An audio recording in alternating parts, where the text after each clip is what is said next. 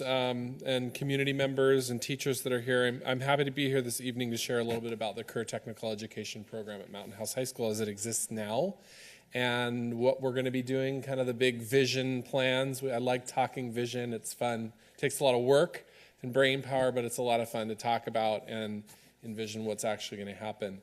What we have right now at the high school is a reality because of the vision that we talked about over a long period of time while I was on the school board and now as the principal. So, and it's been made a reality because Dr. Nicholas, Mr. Hansen, Alvina, Dr. Gill, a bunch of people have been working very long and hard on all of these things. So before we start talking about career technical education, for the board's information and for the community's information, we're going to talk a little bit about what is career technical education. So this is just a brief explanation.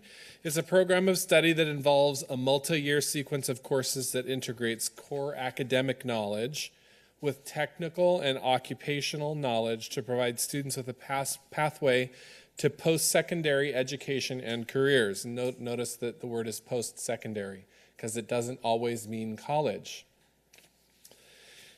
In short, it's a program of education where students get practical hands-on experience in areas of interest that can lead into technical programs, certifications, and college programs. Their practical experience in high school can help them gain skills to be successful in higher education and readily apply their knowledge and skills right out of the high school setting. We're going to focus in on a couple of parts of this, so I know some of you are straining to see it, but we're going to zoom in on a couple of these points here. First of all, nationwide, about 94% of high school students are actually part of CTE nationwide.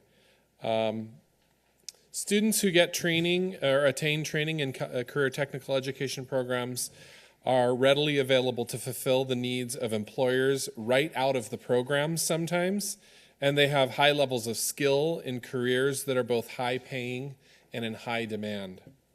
Sometimes we tend to, and in our country as a whole, over a long period of time, from about the late 80s to the mid 90s, we're pushing everybody to go to college, and some of the career technical education programs started dying off. People started getting rid of them until we realized, whoops, we just got rid of the training programs for students who go into much needed careers that are actually high paying, that don't necessarily need college educational skills. For example, many welders who come out of these programs make more than a college educated, individual going into business or education or other fields. So,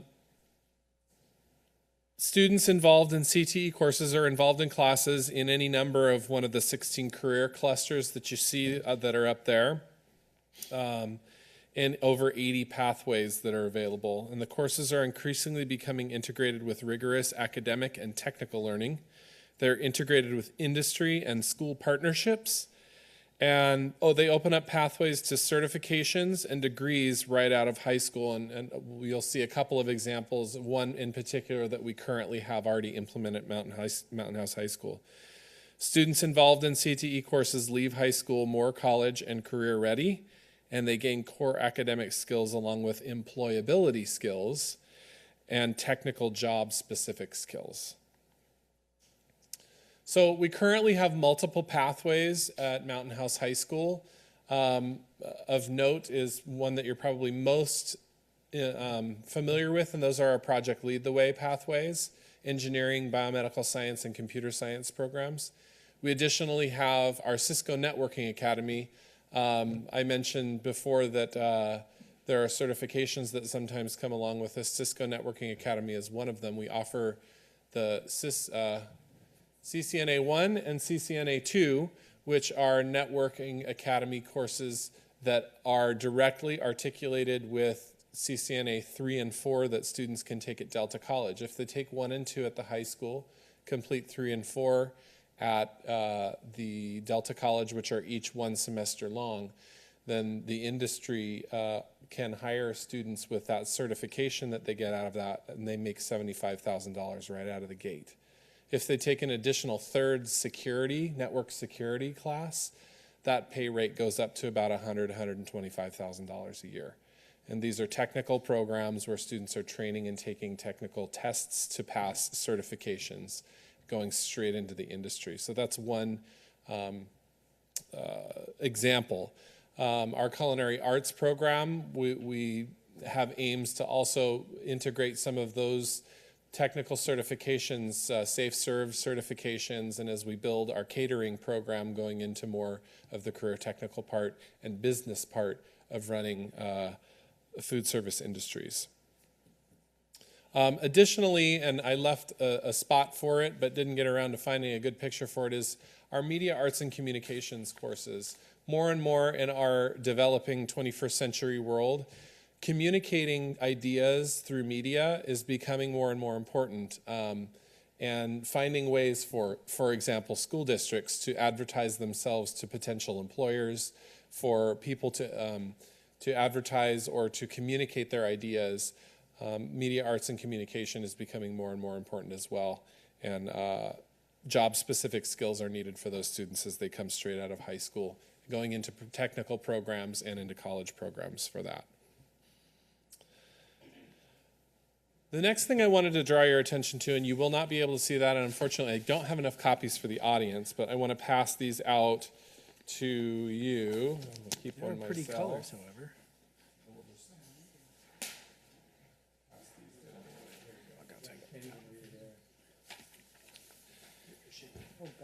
Before we opened Mountain House High School, we designed career technical education pathways that could be followed for students throughout their high school career so that they can kind of get an idea of the kinds of pathways that they can follow as far in their interest areas. At the top, you'll see that there are pathways, programs, titles, and then underneath in very small print are the industry sectors that those match up with in the career technical education pathways clusters. What this program is students are able to take this menu and take a look at the required courses that you have to take and then related courses that they can take along with it. Once they take an introductory course, a concentration course, and a capstone course, along with some of the electives, then they can be recognized for graduating out of one of these pathways upon graduation. They graduate with a cord, and we note it on their transcripts. It's akin to receiving a minor in college. So they choose their pathway, and they can receive their high school minor. And it's important to students because then again, they're gaining those job-specific technical skills as they go along. And it's also related to clubs and organizations that run on campus. For example, our HOSA, which was mentioned earlier in the meeting, our HOSA Club, which is the Health Occupation Students of America. It goes along with our biomedical science program, which is the blue column there. And they are doing an awesome job. They went to their local area level conference just earlier this week. I'm proud to say that we now have a larger team than a local neighboring high school, and we won many more medals and awards than a local high school. Many of our students were, when they first came to Mountain House High School, worried and requested transfers to stay at a local high school because they did not believe we would have this opportunity for them. And we're proud to say that we have a very strong program that will continue to grow. They will be going to the state leadership conference, hopefully, in the next month. So that's just kind of an idea of what we have available to students as they go through in the way of pathways. So recently we were also able to do a very small survey during our advisory period to ask students about their interests in the areas of career technical education. So we first asked who's currently taking a CTE course, and you'll notice that 46% of our students at this point are involved in one or more career technical education courses. And that's how it's stratified now, who's taking what in what areas. And the next question we asked them was what kind of training they were interested in taking after they graduate high school. That was very interesting to us. The majority of our students are planning to go on to either a 2-year college followed by a 4-year program, but it's interesting to see that there are quite a few students interested in going into the military or other training programs, and quite a few who aren't decided yet, which is just fine. This was even more interesting to us because this pathway menu was developed according to what we thought was what we needed at the school. This was a question of which CTE areas are you interested in taking? We were very interested to see that one of the largest areas obviously was health science, which we already have, but very close second is law, public safety, and corrections. We're fortunate that we actually have a staff member who has industry experience, and we are currently developing a program, not for this coming school year, but for the following school year for a criminal justice program, working into some crime scene investigation courses, and then making partnerships with local agencies. We recently were able to advertise an opportunity for our students, juniors, to participate in an FBI academy that's coming up in March, where they get to go to the FBI office in Sacramento and experience some things there and FBI careers. So very interesting to us what students are interested in. And those are some of the raw numbers there, in case you're interested. So what are our future plans? So we're going to continue to align our CTE programs to the industry sectors. We're going to continue working on making sure that we get our teachers fully CTE credentialed, because it is a different credential. While these teachers are teaching in CTE programs to become fully fledged CTE programs, we need to get them credentialed, and we're working on doing that. We're going to strengthen our current programs, but obviously build programs in the areas of interest. And I wanted to kind of point out, as we continue to align with our recent survey, we kind of looked into some programs that might be available for our students. So I mentioned some of them, like criminal justice and CSI. We actually, because we're in a very unique area where there's a lot of shipping and logistics going on, I've looked into programs across the country and in fact have a contact in the Atlanta area, which is another big, huge shipping and logistics area, in a high school that actually already has a very strong logistics program. So that's in the business realm. So implementing programs in shipping and logistics, economics of business ownership, sports marketing is also very popular. We actually next year have a class called Fashion Design and Virtual Merchandising, which falls in the business area as well as the arts area. We have a class that's being offered next year in music production, which falls in our media arts and communications. And also in the agricultural sciences, because we found a significant number of students who are interested in agriculture, and because we do cover areas that are agricultural areas. There's a couple of ideas that have been brought forward, including one recently that I was made aware of about aquaponics and building an aquaponic garden that is self-sustaining. The fish eat the whatever, and then their waste goes into the water and it grows. It's really cool. Anyway, there's programs for schools that are practically free. One that Dr. Nicholas brought up, viticulture, which is winemaking. And in fact, there is a school in the Napa Valley that has one of the nation's very first high school winemaking programs. Go figure. I had the additional idea of using wine grapes to make grape juice so that we can actually sell it and that students can taste it. But very interesting information. And then another one that is very interesting in looking into as far as the agriculture goes is olive oil production. So a big part of, I guess I didn't get that, a big part of creating these programs is creating industry partnerships, and we currently have partnerships with AMS, which is our internet provider, technical support in the district, Cisco, and Tapia, which is the developer of our district app, and Delta College with our partnership with the Cisco Academy.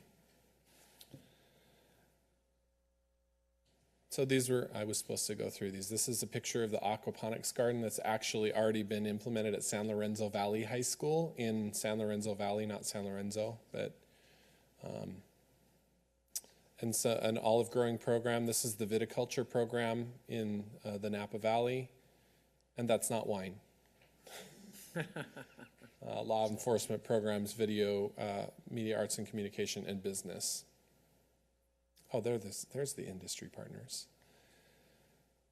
Okay, one of the last things I have for you, and this is kind of fun to do. As we build our CTE programs, we need to start thinking about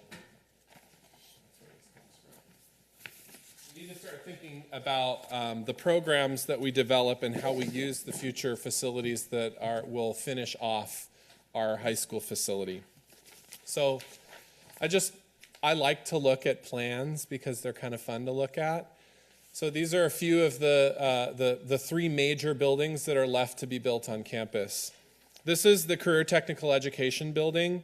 Currently, it's designed to serve a purpose as a wood shop and a metal shop. But with the programs that we've designed, we're looking into repurposing possibly some of these spaces to fit our engineering and our computer networking and computer science programs, along with these art classrooms that are in here, maybe repurposing some of those for our Media Arts and Communication Academy, as well as some of our wet art lab activities that will happen with ceramics and such. So that's our CTE building. They're kind of fun to look at. That's 5 classrooms right there. This is our Performing Arts Center. I don't really like to call it the theater because the theater means that it's just a theater. Most people don't realize that there are 4 classrooms in this building. There is a drama classroom. You got to look at it. There's a drama classroom, a choir room, a band room, and a dance studio. And so it's an instructional space and a performing arts center that will be used in our Media Arts and Communications Academy. And then the final large project is our Learning Commons. Again, I don't like to call it a library. If you'll look at all the research, libraries are kind of going all the way of libraries, and Learning Commons are instructional spaces that provide opportunities for students to collaborate, present, with a few books, reference materials, and things like that. But right now we have over 10,000 items in our digital library available for students to check out on a regular basis, either on their Chromebook, their phone, or any other digital device that they can log into the system with.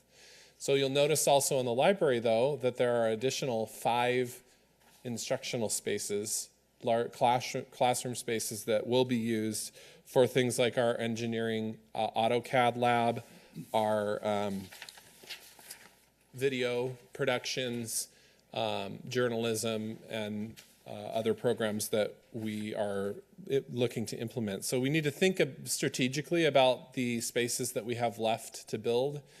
And while these buildings are already designed, the interior of the buildings are definitely up for negotiation about how we build them, and it's important that we get feedback from our community and our students as to what they need, and then purpose these spaces for that. And I think that's it. So as we build the programs at Mountain House High School in the career technical education arena, we look forward to serving students in a way that will help them get the technical knowledge that they need and the job skills that they need in order to leave our program and either go to college or on to careers that will help them become contributing members of society and to make a wage that helps them to support their families as they go throughout their educational and their lives. So that's all I have for you today. Will this PowerPoint be going on the